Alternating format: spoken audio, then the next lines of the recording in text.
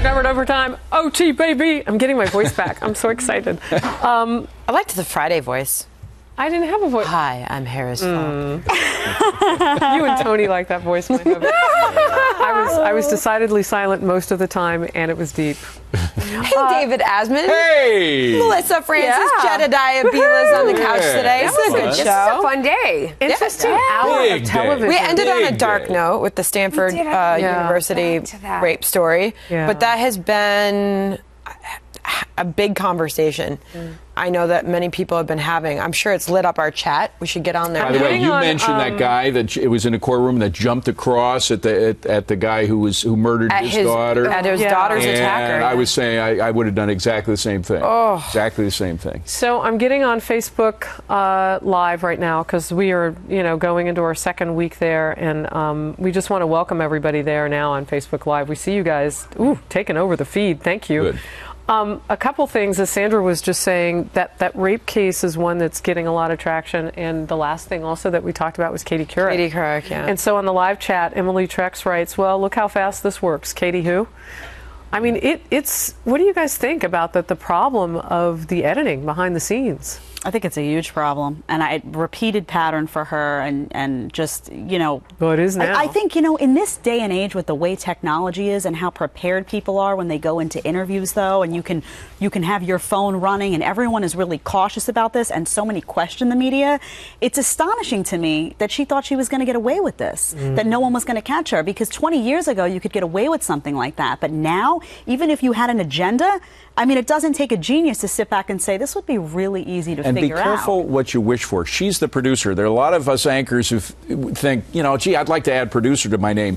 She was the producer of that, and now she bears the responsibility as the producer for the way in which it was conducted. It was more than just an anchor flying in and flying out with a quick interview, being briefed on it. She was there. She was responsible for the whole thing. The director may have been the one that actually did the snipping or the cutting, but she's the one who had to approve it all. I also think it really shows you that point that I think it's okay to have an opinion and have a point of view.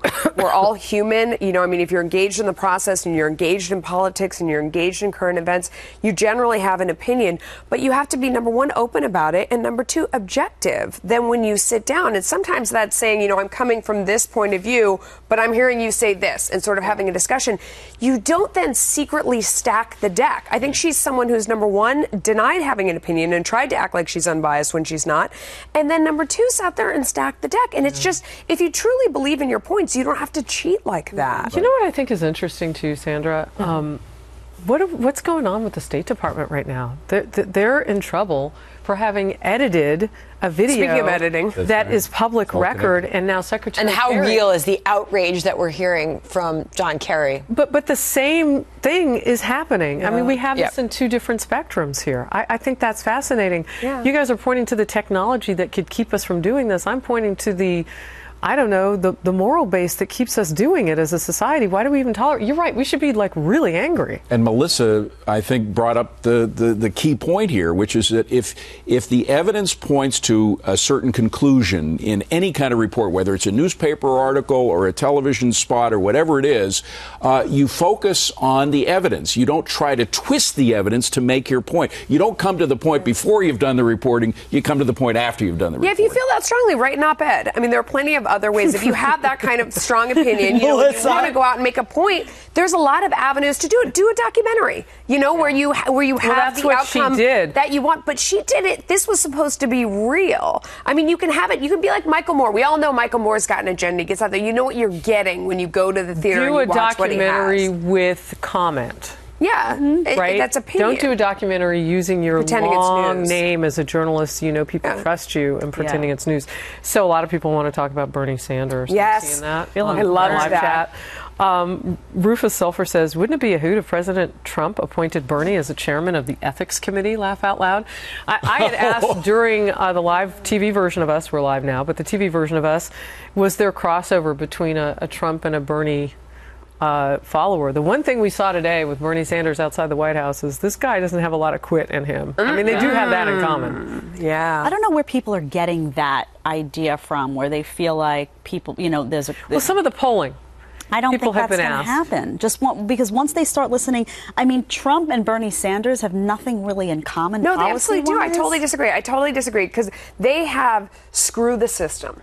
I mean, But they're both actual policy-wise, what they would actually do when it comes to taxes, when it comes to economy, I mean, there's not a lot in common there. They want to dismantle what is currently going on, and I think that you're giving people too much credit for understanding the policy behind the message. And if your basic message is, I hate politics as usual, they're all a bunch of liars, then basically both of those candidates are saying that. And I happen to think that politicians are all a bunch of liars. You know, I mean, I don't trust anyone who's been in Washington for a long time. And while I would never vote for Bernie Sanders because I don't believe in socialism, I don't think it works. From an economic point of view, I appreciate that part of him where he's saying, no, I'm not going to let the wool be pulled over my eyes. I mean, he sees the Clintons for the oligarchs they are. Well, and speaking of the Clintons, he is an original.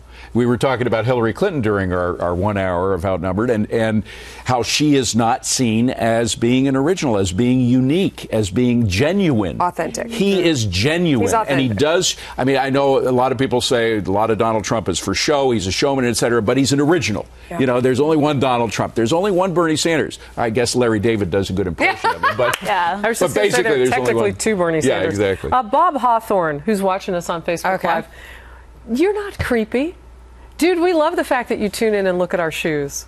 Oh, whoa! I'm just saying. We talk about it when we actually talk about our shoes. Get out Look here. at David raise his Oh, not mine? Okay, yeah. you No, I'm can't sure see he mine. likes your I think shoes, that's too. done on purpose. But with Bernie Sanders, the one thing that's for sure is that people will be watching tonight to see what the heck is he going to say later at this event. Yeah. There are a couple things going on. Sandra, I really wanted to get you to talk about this today, and we didn't get to it because you had some good information. So give the peeps the inside scoop. I hope I actually have some. You do. Donald Trump left Trump Tower just shortly before we ended the TV version of us to go over to the Four Seasons. Okay. Why? Oh, fundraising is going to be a huge story this afternoon. I mean, where he says he doesn't need to raise the amount that the party says he's going to win the general election. Right. So, David, where do you think he's going to go with I this? think he's partly right. I mean, look, the bottom line, we all know that the news business benefits from having Donald Trump on. Yeah. That's not going to change in the next couple of months. So when it comes to a decision between ideology, they may hate Donald Trump, but he gets good ratings. Which do you think is going to win? but I think the ratings will win, so he will get a lot of free publicity. There's an even bigger point than that, though. It's so much more simple. When you call Donald Trump and you ask him to come on, he does constantly. He loves to be on, and he takes advantage of it, and he's smart about that. Right. How long did Fox ask Hillary Clinton before she came on Seems once? Like years. So when they talk about the fact that the media puts Trump on again and again and again, and we just want ratings, because he'll go on. It's because he says yes, and she does not say yes. It is that simple. Yeah. There you go. By the way, yeah, So and I guess my preface to that was that our colleague on the Business Network, Charlie Gasparino, will be there at the Four Seasons, and as well as Anthony Scaramucci will be there. Yep. Scaramucci's on the inside trying to get people to give money to Trump. This is what Trump is saying. He says there's no reason for him to raise $1 billion for the general election. But he's meeting with big money donors today. So why is he meeting with the big money donors if he doesn't need the big money? It's a little late. That's the problem. We had Anthony Scaramucci on yesterday on our show, and he was talking about how he admitted it's really late to be raising $1 billion. I'm understanding this in two different ways, so you guys have to school me on this. Is he saying that he doesn't want to raise the money, or he doesn't want to give the money? No, he's not giving any money. He's raising it. And what he's saying is he is starting very much later than Hillary Clinton, who already has this, giant trough of money. Mm-hmm. So he's saying, look, we probably don't have the time to raise as much as her, but I don't need as much as her because I don't have to buy as much ad time. But at the same time, they do need money for data, for research, for people, for ground troops, for all kinds of things, and for down ticket. And so they're meeting today at the Four Seasons to get the big donors and the bundlers working on it. I like the Four Seasons, by the way. Oh, yeah, who doesn't? So here's what he said exactly. Quote, there's no reason to raise that, referring to the $1 billion. I just don't think I need nearly as much money as other people need because I get so much publicity. I get many invitations to be on television, to Melissa's point. I get so many interviews if I want them. So he can spend the money that he does raise on these other things because he won't have to. Real quickly before we go, Kabuke writes, because I've been kind of going, Kev Dubuque, I've been going between Facebook Live and our live chat. On the couch, Couch, are they going to bring up the GOP is bringing back Drop Trump at the convention? I want to give you the last word. Are they going to bring it up? Is the GOP going to go that route? I think they're going to try to solidify behind him. I think at this point, most of the establishment, they're doing their best. Look, if he stops making comments about judges and these ridiculous things that he says, I think the hope is to solidify, and I think he's probably going to try to pick a vice presidential running mate that will help that happen. John Kasich?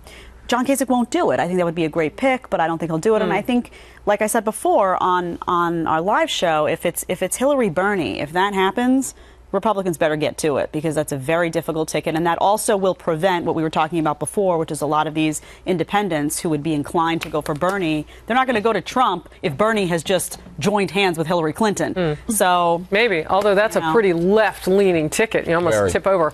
All right, fun to have all you guys. We'll see you back tomorrow.